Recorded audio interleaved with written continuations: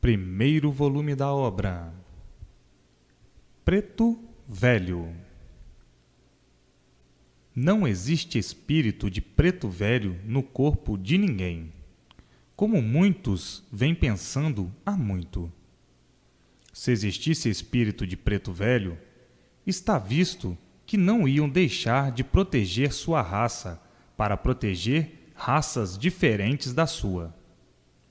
Daqueles que os vendiam como animais no tempo da escravidão.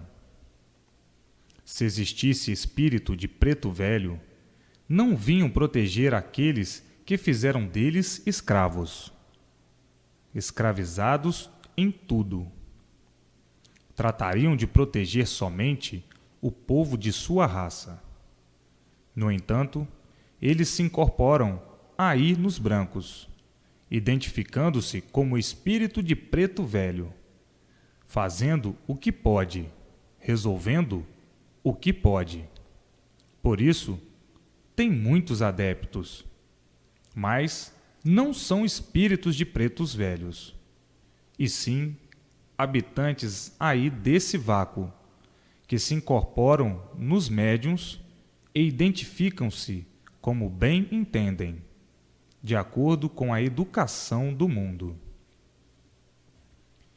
Esses mesmos habitantes que fazem uma infinidade de incorporações diferentes, dizendo que são espíritos de santos que vêm do céu, espírito de caboclo ou de um ser qualquer aí do mundo, como é de hábito. Essas incorporações nos médios não passariam de outra mistificação, como os festejos do dia 13 de maio. Festejando o quê? Se o ser humano tivesse espírito no corpo, não iria pedir proteção a espírito de famílias diferentes, como de caboclo, de africano, de santo, e sim aos espíritos de seus ancestrais, e não o de famílias diferentes, que nunca conheceram. Isto tudo é o fanatismo, é o atraso que cega as pessoas e elas vão admitindo todas essas asneiras como se fossem verdades. Se existisse espírito de caboclo, esses não deixariam ninguém viver em suas terras. Como assim, os espíritas acham que os espíritos de caboclos são muito poderosos. Os africanos não deixariam a África ser escravizada, porque eles têm os espíritos africanos como poderosos, com grandes poderes, como é conhecido no meio espírita. Ninguém tem nada disso no corpo. Isso só pode ser adotado por quem não conhece. Se existisse a imortalidade, como muitos pensam que existe, o mundo seria uma maravilha. Porque o espírito, depois de desencarnado, vinha comunicar-se com seus familiares, com seus amigos e com todos que os entendessem. Os espíritos dos maridos vinham orientar suas esposas, seus filhos, seus negócios, para que a sua esposa e seus filhos fossem felizes. Seria uma maravilha no mundo, e a imortalidade estaria comprovada. Por exemplo, os espíritos de seus parentes vinham auxiliá-los, protegê-los em todas as suas contendas. Isto são insignificantes demonstrações para vos provar que não existe espíritos de pretos velhos, nem de caboclos, nem de santos, nem de ser algum. Então, por que existiu tudo isso e ainda existe? Para a lapidação do povo, para domesticação do povo de épocas remotas, que está ainda prevalecendo até hoje. Nos tempos passados, os invisíveis se materializavam e apareciam como entendiam na frente de quem quer que seja, para provar e dar a conhecer a existência de seres invisíveis, aparecendo de todas as maneiras, como um santo, como um anjo, como um parente, como um desconhecido, como um animal. Apareciam da forma que entendiam, para amansar e domesticar as feras humanas. Então criaram almas, dizendo que isto tudo eram almas do outro mundo, que estavam penando por não respeitarem as coisas aqui na terra. Então, tudo isso tiveram as suas épocas em que o povo, muito atrasado, era guiado pelo temor. Daí, nascendo todas essas filosofias para catequizar e amansar o povo selvagem, que, naquele tempo, não tinha instrução. Os sábios, os mais adiantados, eram os que governavam todos, com vários nomes, de acordo com a época. E assim veio se modificando tudo. Agora, já desde muito, com o progresso da ciência, isto tudo já caiu no ridículo, porque tudo isso é do tempo que eram rudes, eram guiados pelo temor, nada sabiam, e hoje são guiados pela ciência, pela cultura, pelo desenvolvimento científico. Uma camada muito atrasada do passado, querendo que isto ainda prevaleça, como aí está, admitindo ter no corpo aquilo que não existe, o espírito. Se ridicularizam por falta de cultura. E assim, o passado é muito grande, e tudo se modificando, se lapidando através das épocas, costumes, modos, tudo enfim. E agora chegou ao conhecimento de todos o ponto final, devido estar aí a imunização racional, o ponto final do mundo e de todos, o princípio e o fim, que por meio da imunização racional retornarão ao lugar de origem, que é a planície racional. Por serem animais racionais, voltam à sua base de origem, que é de racionais puros, limpos, perfeitos, sem defeitos. E como aí estão, são animais racionais deformados, cheios de defeitos. O nosso retorno ao lugar de origem é feito da seguinte forma: o mundo é um conjunto fluídico, elétrico e magnético, e nós somos feitos por este conjunto.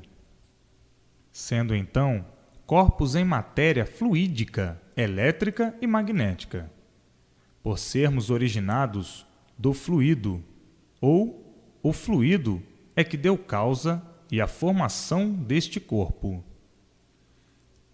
Uma vez a pessoa imunizada, a imunização apanha este fluido que deu origem a esta vida e a este corpo em matéria fluídica, elétrica e magnética, e leva para o lugar de origem. Daí, a pessoa não nascerá mais aqui, porque o que fazia a pessoa aqui nascer, que é o fluido, não está mais nesta deformação racional, neste corpo em matéria fluídica, elétrica e magnética. Portanto, o corpo fluídico, de origem fluídica, e tudo por ser fluídico, é instável. Tudo se acaba, gera, nasce, refloresce e desaparece, por sermos matéria, produto do bicho, e o bicho por si mesmo se destrói. Então, a necessidade de todos é muito grande, e o interesse é de um modo geral. Em benefício próprio, para embargar o sofrimento, é necessário conhecer o que é imunização racional. A angústia do povo só pode acabar por meio da imunização racional. O equilíbrio do povo depende da imunização racional. O bem de todos está na imunização racional. Enfim, é do que o povo está mais necessitando, é da imunização racional. Todo o bem do povo depende da imunização racional. Então, tratem de conhecer o que é a imunização racional, para terminar de uma vez por todas o sofrimento de sua vida. Uma vez retornando ao lugar de origem, embargou todo o sofrimento para sempre.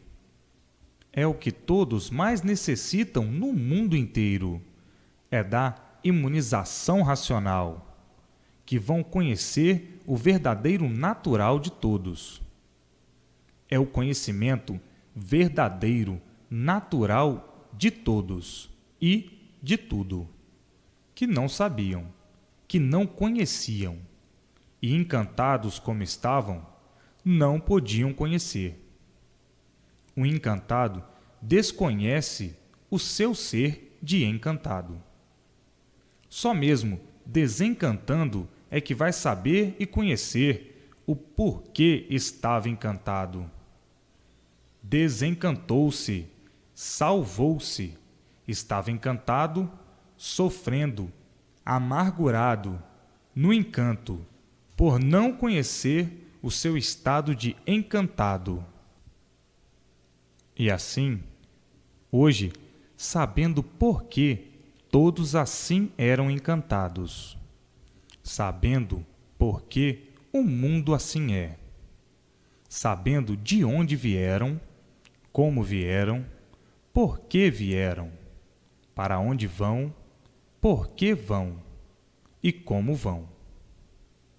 Portanto, leiam várias vezes este conhecimento, que é o desencanto de todos, o desencanto do mundo, para que se imunizem por meio da imunização racional, que não mais nascerão aí, nesse encanto moforento, cheio de tormento, cheios de indecisões, guerreiros vencidos pelo sofrimento e pela morte. Mas o encantado é um iludido com as ilusões, com as fantasias. Está cego porque é um encantado. Está regredindo, se destruindo. E a ilusão faz com que lhe digam que está progredindo, porque desconhece o progresso da degeneração, que para minguados todos vão, até chegar à extinção pela multiplicação da degeneração dos seres. Tudo que multiplica degenera e diminui, até chegar ao nada. Vejam as durações dos povos de outras épocas. Vejam a duração do povo atual. Quanto já minguaram? Quanto já diminuíram? E daqui para diante, cada vez mais, pelo progresso da degeneração, não chegando o extermínio completo, porque está aí a imunização racional, para todos regressarem à sua base de origem, que é a planície racional. Por serem desta origem, por isso, são animais racionais. Então, todos integrados dentro da imunização racional, por ser o verdadeiro natural de todos, que não conheciam, estão conhecendo agora. Daqui a um pouquinho, todos imunizados, por terem a verdadeira solução do mundo e desta vida angustiosa, que todos vivem porque têm vida, mas que não há prazer de viver, principalmente quando a pessoa cai na realidade do que esta vida é. Um cadafalso de surpresas inesperadas e inexplicáveis, por a vida não ter garantia e estarem aí, expostos a todo o sofrimento. Esta vida que todos lutam sem recompensa. A recompensa é o sofrimento constante e a morte, por não haver mais para quem apelar, como nunca houve para quem apelar. Para quê? Se para quem apelam resolvesse, já de muito o mundo seria um paraíso. Mas o que se vê é a multiplicação do sofrimento. E por estarem fora do vosso lugar verdadeiro, é que o sofrimento é o maior brilhante do mundo.